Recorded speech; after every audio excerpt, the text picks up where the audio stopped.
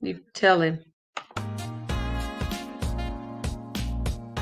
Hello, Louisville. Guess who's coming to dinner?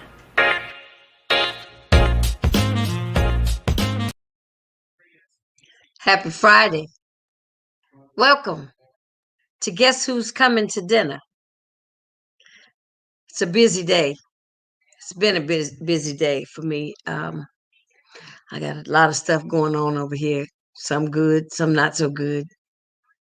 Um, but I wanna just take this time to just to breathe and say I'm glad you're joining us because this is a conversation that we need to have. Some of you might need to hear it. Um, we want to talk. Sometimes we may be talking to you. Sometimes we may be talking about you. But what we're trying to do is find some solutions to what's going on in our neighborhood. And the neighborhood that I'm speaking of is the Chickasaw neighborhood. So I'm going to introduce to some and present to others the president of the Chickasaw Neighborhood Association, my brother, Mr. Donovan Taylor, Esquire.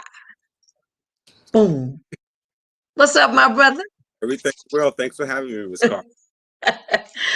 I'm really glad to have you. Donovan, I haven't really seen you in person since I ran for office, and that's 2012. Yes. Man, that's a long time ago, huh? Yes, it is. A whole lot has happened. Look, I moved over on 47th Street and then I moved away. That's all right. So tell me, what's been going on with you? Well, for me, not too much. I live still in Chickasaw, still active as a neighborhood leader. Personally, everything's going well. Professionally, I've changed jobs a little bit. I now am the manager of the Plan Room, which is a business accelerator program for our Black and minority construction-owned businesses. Looking Ah, to level those businesses okay. up and hopefully direct them and get them on some of these development projects that are coming in the West End. As our mayor has announced, we have over $1 billion worth of development coming in the West End. And so I want to make sure that our businesses and community is benefiting and profiting off of those developments that are coming in the community. And you let me know if they're not, I will so let you. we can come back up here on here and scream about it. Absolutely. Okay, all right. So I want to talk, Donovan. Like I mentioned, I said I was living down on 47th Street and I moved. And the reason that I moved was I was hearing a lot of gunfire, and my home had a lot of windows around it. And one lunchtime, I was feeding my mother, and I could hear the gunfire, and I'm saying, wow, this is not safe. And I just didn't feel like I could keep my family safe if I stayed there. It was just starting to turn. You could kind of feel the tide turning. What was the things that had happened over in the park with the one little girl being murdered, Mhm. killed in the park, and since then somebody else, another one in the park, something happened. So what do you see that's happening in the neighborhood? Is it gangs? Is it social media? Is it a combination of both? Is it some silliness? Is it I'm just trying to see so many people upset with so many people that I, they just had to take them out. we're dealing with a multifaceted problem. We're dealing with, social media. We're dealing with our form of entertainment that we choose to consume ourselves with. We're dealing with a lack of spirituality and faith. Oh, Uh, yeah. and we're dealing with just a culture that has went too far left. And we need to really address that. For a long time, for myself, I really got involved in the neighborhood association and really being active in the community when I moved back to Louisville from Chicago, and I was Hmm. strolling through the neighborhood, and I was robbed by gunpoint by three.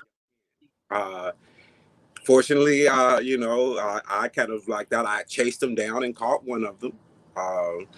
I called the police and had him prosecuted. But during the prosecution, I realized he was only 17, turning 18, and just kind of just made a wrong decision. And they was only able to steal $20 off of me, and so I had the decision of whether I should push for this young man to be fully prosecuted and spend at least 5 years in prison over $20, or could we find a way to To save him. in uh, juvenile center and be released upon 18. Uh, I was really initially I was concerned of any retaliation, but Yeah. just thankfully, I maybe about a year or two later, I ran into the young man at the corner store around the block, and I hear, "Hey, Mr. Taylor," and I turn around and I'm like, "Hey, young man," and stay out of trouble, and he's like, "Yes, sir." And I think we just need to have a better care. And for me, in walking, I saw the banner about the Chickasaw Neighborhood Association, so I got some information, came out, and I just really believe that as working together as neighbors is the most effective way that we can address any issue that we have in our on our homes and on our blocks, and that's Hmm. involved. I think being involved in the neighborhood association was really effective. Our neighborhood associations in West Louisville had been strong, but many of the members and leaders are elderly and unfortunately are passing off. And so we need some young blood in these organizations to keep that fire going. You know, Right. I was able to connect with Chickasaw before it died out because initially majority of our members are over the age of 60. And so Right. so we need to get to definitely and have been doing great work on maintaining and fighting for good things for our neighborhoods. And we just need a new usher of blood and wind to really keep that banner going. For us in Chickasaw, it has been beneficial on working together as a neighborhood group on addressing the vacant properties in the neighborhood. You know, Yeah. crime and safety. One of the things that we do if we're dealing with a neighbor who may be causing a problem or maybe an issue, we work through the neighborhood association to make those address. Maybe send a letter to the individual, send a letter to the landlord, and to really make address. And so it's not so confrontation between maybe a neighbor to neighbor, but they're dealing Right. and a group of residents that's looking to improve the area, and you just get a better response from that. And I just been through my work in the is been involved in this community work since I began my professional work out of college. So I started off in Chicago.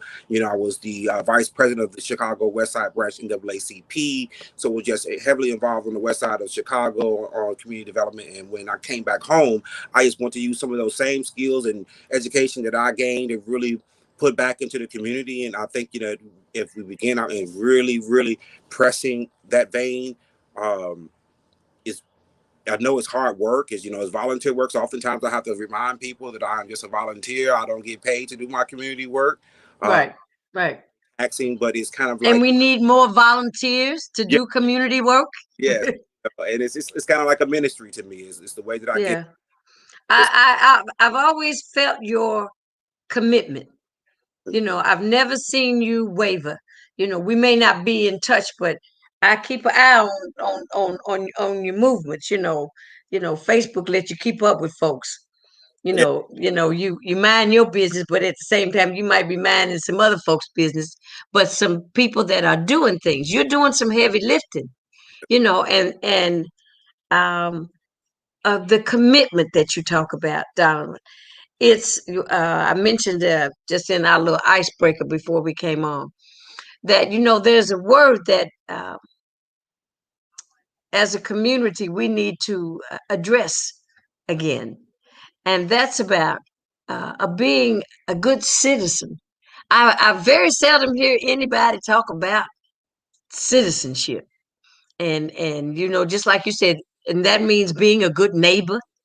That means we worried about the justice system and how they treat blacks, but we have to be willing to sit on juries, we instead of trying to dodge the jury process. That used to be a thing. It's not what you want to dodge, because you never know when it's you who needs a juror.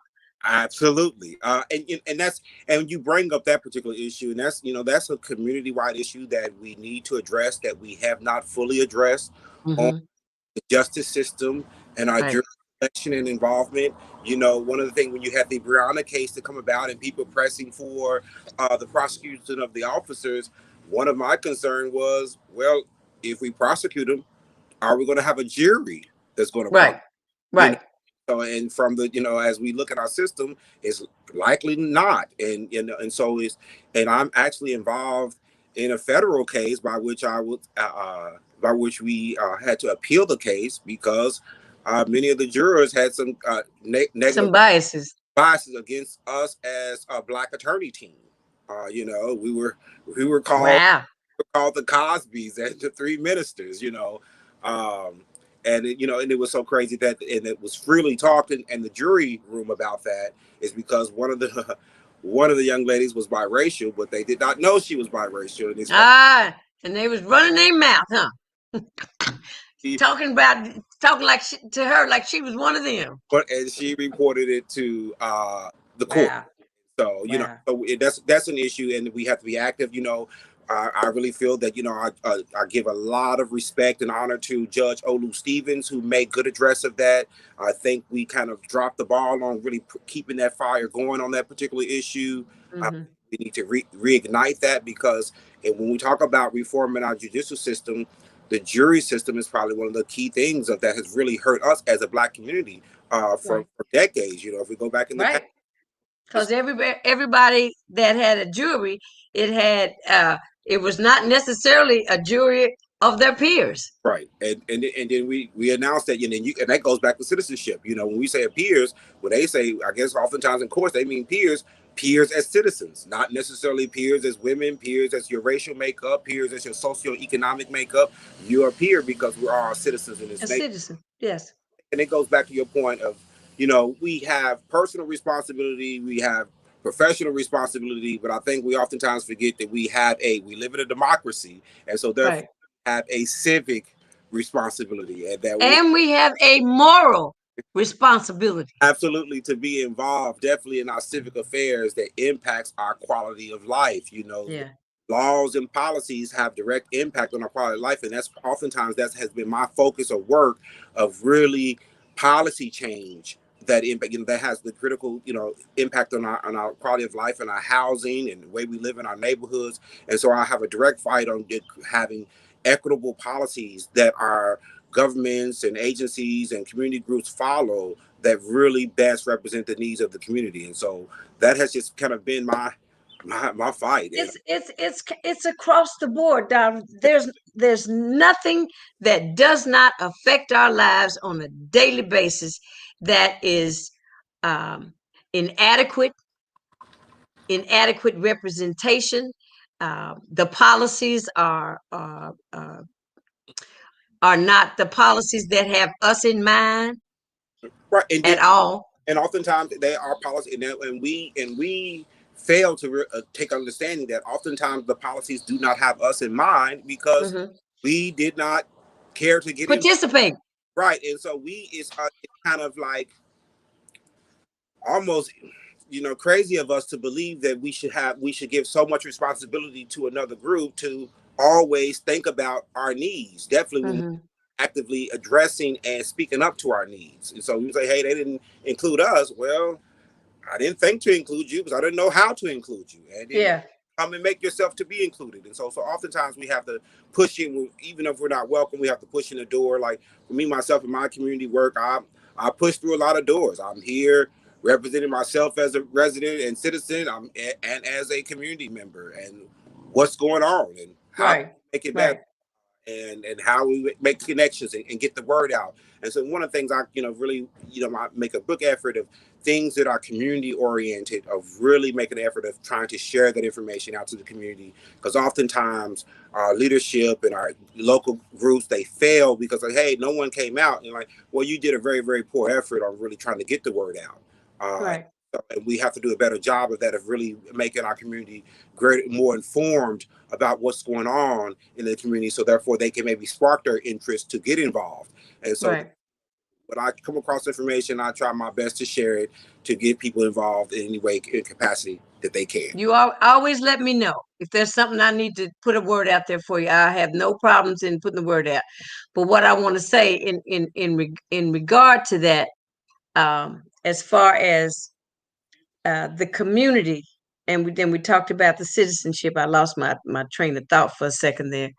Um, it's that we have to, come together under this one tent.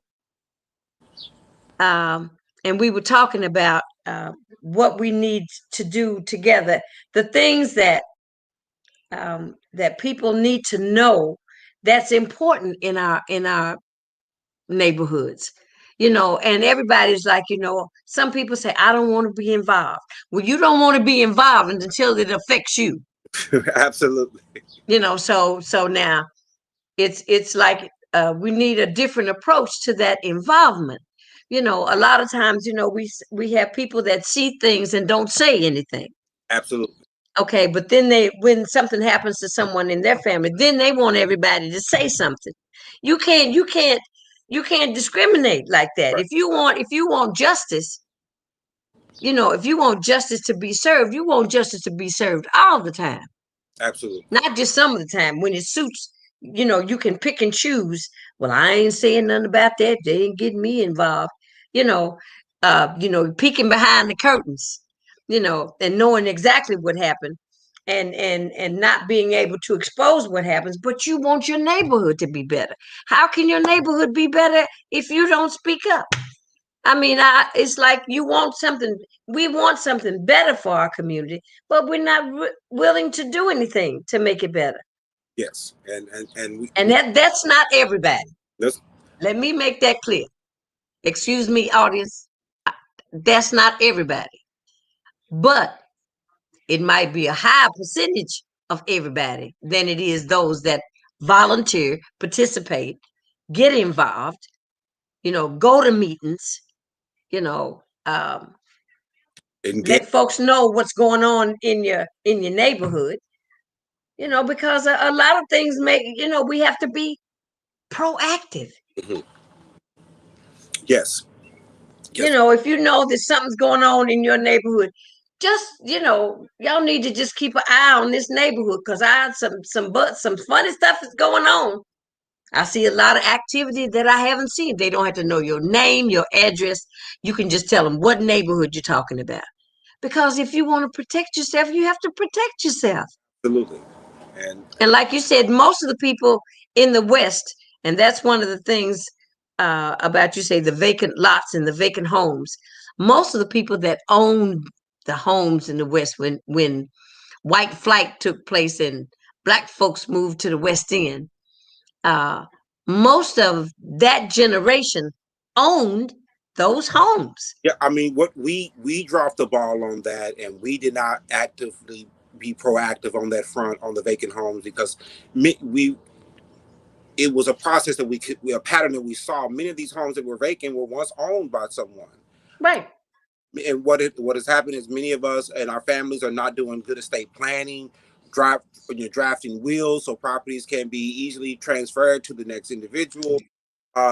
To the point that sometimes you have to go and like, who is the best person to leave my property to, and sometimes it may not be your child. So, uh, right. you know, Sometimes it could actually be your church. right, and oftentimes I think our churches missed the ball because they should have been advising their church members to do wills, and if they don't have anyone to will their property to will it to the church to then be sent out as affordable housing for its members.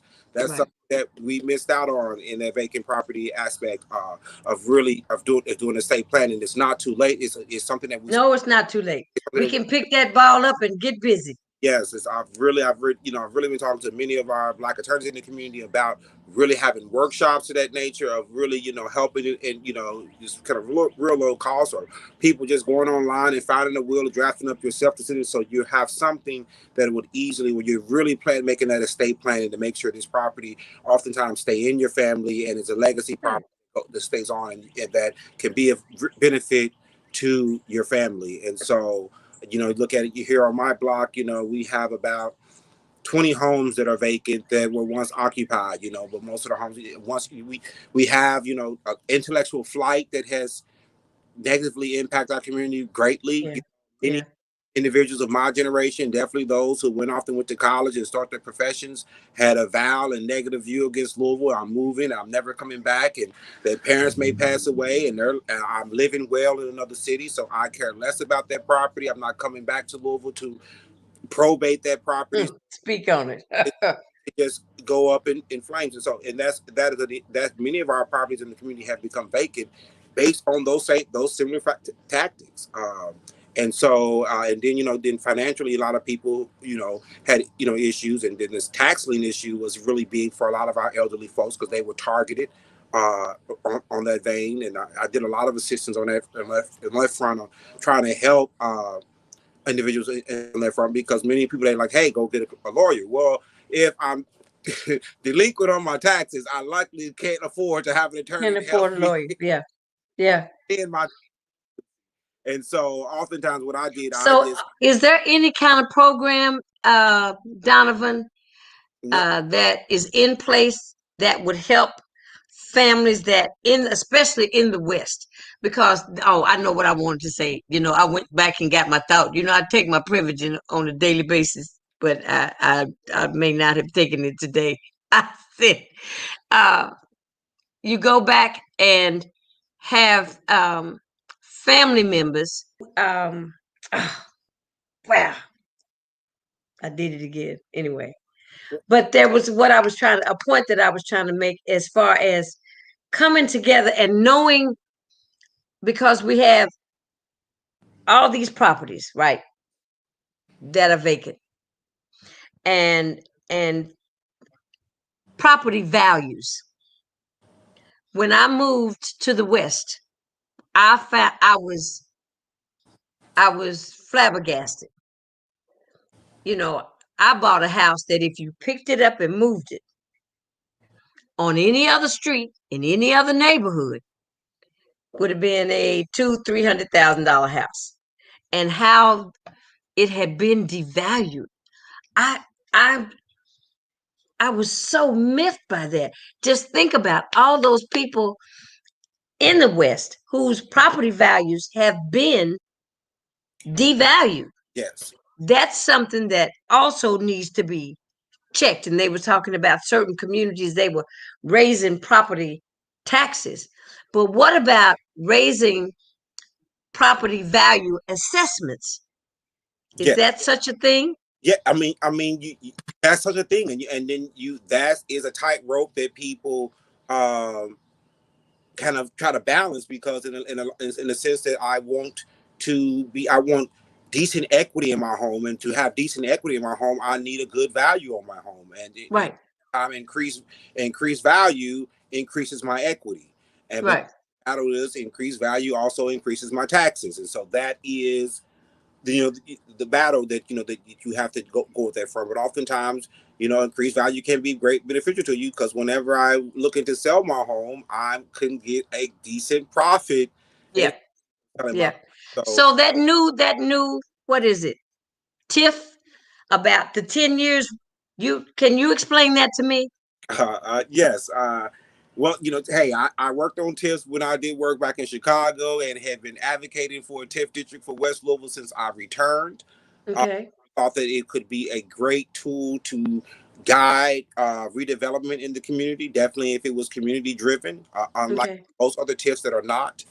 Uh, what the TIF does is basically it holds back the increase in taxes in an area, and that holdback of that increase in taxes in the area is put in the fund to directly invest back into that area.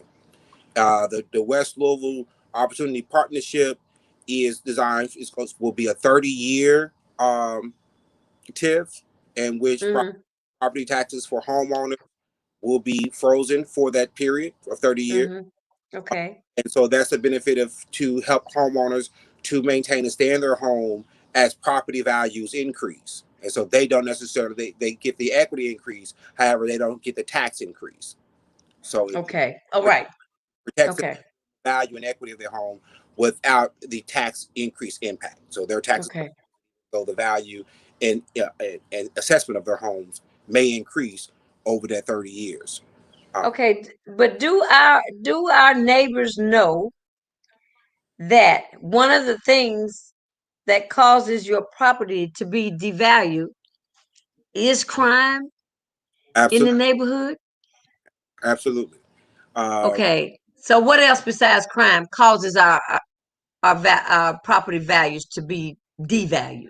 I mean, you have crime, you have other environmental factors. Hey, we Chickasaw, we're right next to Rubber Town, so environment. Location, huh? You know, right? We're located right next to an industrial center, and how Okay.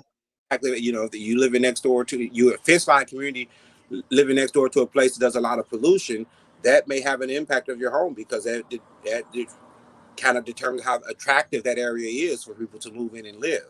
Uh, so if I'm a young family looking to start a family or have a young family, I may not want to live in a place that has high pollution and Right. impact on myself and my children. And so that's why it behooves us, definitely as Chickasaw, the Fishline community, to be environmental activists and making sure that, you know, the emissions and pollutions that Rubbertown has as minimum effect on us as possible.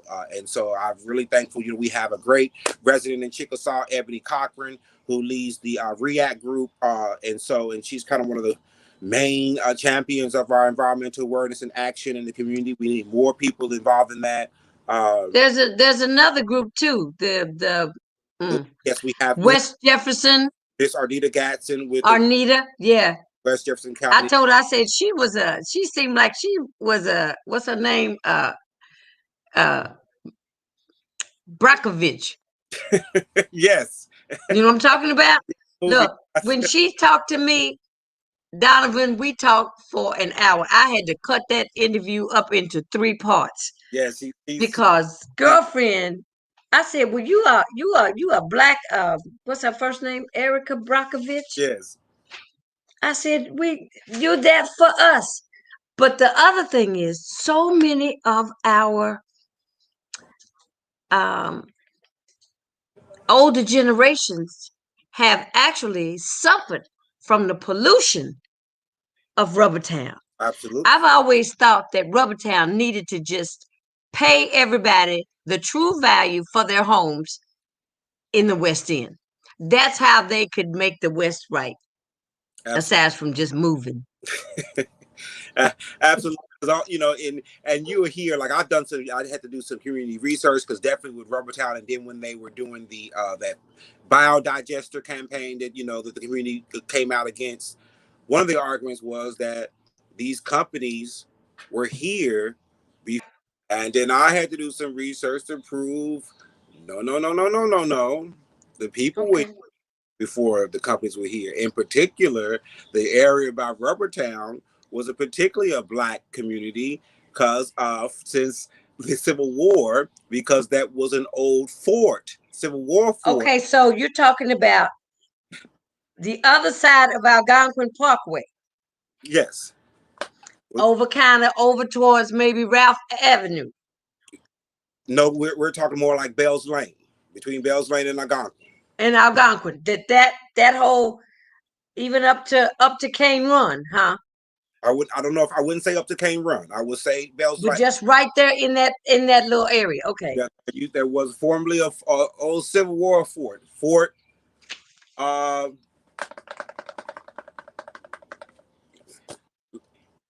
Fort Lang Holmes. I think it's where no Fort Southworth. I think that's where we got Southwick from the projects. It was Fort Southworth, and Mm-hmm. during the Civil War, like in many Civil War communities, many of the ex-slaves oftentimes encamped right by the Union camps for protection. And oftentimes after the Civil War, those basically became the blacks remained there, and they became black communities. Okay. And so we Wow. were there before Rubbertown came. So that's why they think that hold on. I just had to do something. I'm multitasking. I'm sorry to have to do that to you, but It's okay. um there's his phone number. Just call it. Um so we were down there because it was like white flight came and then we moved in and took over and then we suffered the after effects or they decided they could just release more emissions because we were there than other folks. Because I don't know if they had those many problems, because the percentage of deaths from cancer in that community, say from the 50s. Let me see. I moved in the West End. I was in fifth grade, sixth grade, 50, um, 58. Maybe I moved to the West End. No, I was in the fifth grade. So maybe I'm 10. So 60s. That's when most of the blacks started coming, because I Yeah. was born in Beecher Terrace, Hmm. so, um, but from the 60s up until, still probably up until now, Donovan, the percentage of blacks that die from cancer, because I mean, people were saying to me that some people had their windows sealed shut because of the pollution. I mean, you if you remember back, like I'm a young man, but if you remember back in the early '80s and Yeah, I'm older than you. the late '90s, Yeah. the odor in around that area was super bad. Yeah. And so, and that was, and you look at individuals who live so closely, definitely the projects were so closely to Rubbertown, getting that basically direct impact. And when you realize how bad it is, when as Louisville is rated, Louisville is itself, and particularly because of Rubbertown, is rated one of the worst polluted areas in the nation. Look, they told me I came home, I started coughing. And I had, that's because I sing. I'm like, what's going on? I lived in Las Vegas in the desert where people come to get rid of allergies. So they told me, they said, "Oh, you've got allergies. You've got Kentucky crud." I said, "And y'all have a name for Yes. it." I mean, that was just, I said, I never, not saying that I wouldn't have come home, because I came home for my mother, but to come home to find out that this is the worst air in the country, I was like, man, please. and, and we have the worst air, but talented to have the best air quality control. The worst air, but the best air quality control. Well, because I think they're on top of it, but I still think the next thing needs to be that uh, they need to make the community whole. I mean, it's controversial because I think they probably are willing to maybe make some amends with the community, but Okay. you don't know how, because for them they don't, they're like the devil in the community. So if I help, and the person like, well, people really receive my help with a welcome hand. And so I've talked with some of the representatives there about sponsoring and being more philanthropic to local community groups, but they're like, no one ever comes to them uh, for. They don't go and ask the people that need to be And so, approached. right, and so they said that at this time the only community activities that are really supported by Rubbertown is Cane Run Elementary School and the Lake Dreamland Fire Department. And they've got a business organization over at that church on the corner of Rockford Lane, whatever that church is across the street from the school. When Okay. I was running for office, I went to this business meeting, and that's when I found out more about going, that they had meetings with the factories. So, wow, it's just so much. But It, it, it's still never too late. but it's so much. But what it does, it gives each individual an opportunity to get involved on whatever skill level and capacity that you want. If you're interested in science and environment, boom, Hmm. hey, environmental awareness is your thing. If you're into environment safety and youth, we need help on all gambits. So wherever you have an interest or expertise, the need is there for you to come on. You definitely welcome you guys to. We're looking to revitalize the Chickasaw Neighborhood Association. COVID had we dropped off a little bit, but we're looking to revitalize the neighborhood association. The neighborhood association is always a good. I found it to be a great tool to be engaged in the community and be involved, definitely on various fronts that impact your quality of life. But if you could be more specific, and it doesn't have to be a community group to be involved and have Right. positive. Like if you're a professional. Even the neighborhood watches, that used to be popular. Yes.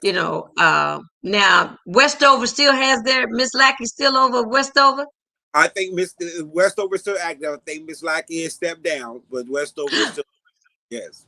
Let me call her up and tell her she can't be stepping down. And I do. I guess I need to make a correction because I also no longer serve as the president of the Chickasaw Neighborhood Federation and haven't been since 2018.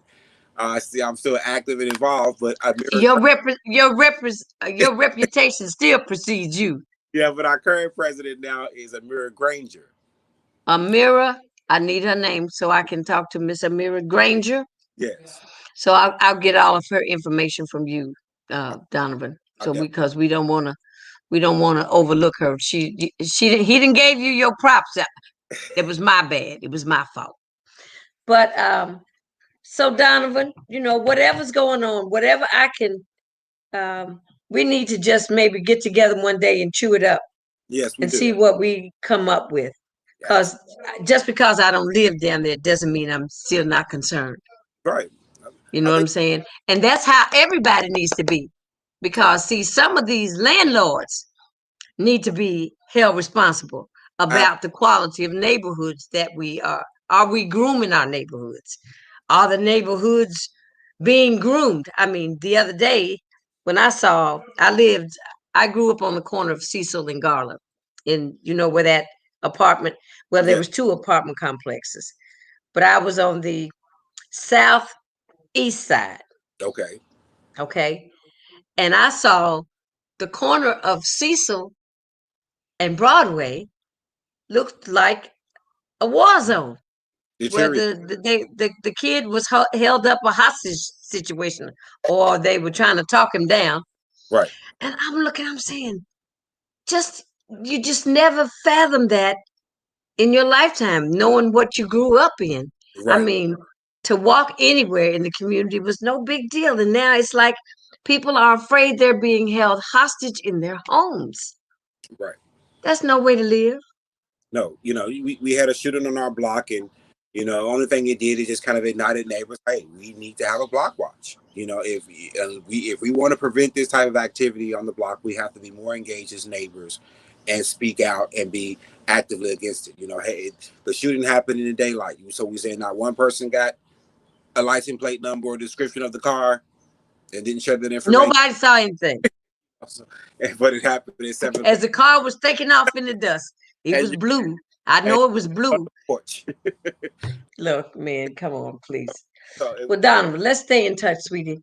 let's stay in touch. I definitely will stay in touch with you because I need you. As I was looking at our store, Well, I, just tell me, because I don't do a 9 to 5, so I'm a freelancer, okay, so I'm available. awesome, Okay, so awesome. just let me know. I mean, there might be some meetings that, I mean, if it's nothing else but my input, Yes, yes, you know, and I think outside the box a little bit, yes, you do. so we can go there. Absolutely. Well, sweetheart, I thank you so much for your time. I appreciate your efforts and your commitment, and we need more citizens and good neighbors like you. You know, so everybody, that's Mr. Donovan Taylor, Esquire. All thank right, sweetie. I'll talk to you soon. thank you so much, and it was an honor to be here. Thank you, darling. Right, Take care. I'll talk to you. we Keep shall. keep my number. I got your number. I'm locking it in. Okay. All right, sweetie. Take care. Take care too. All right. All right. That's Mr. Donovan Taylor. I'm going to cut this short today because I have an emergency situation in my family. And I'm going to say it's dinner time somewhere. Bon appetit. Guess who's coming to dinner? Take care. I'll see you Monday.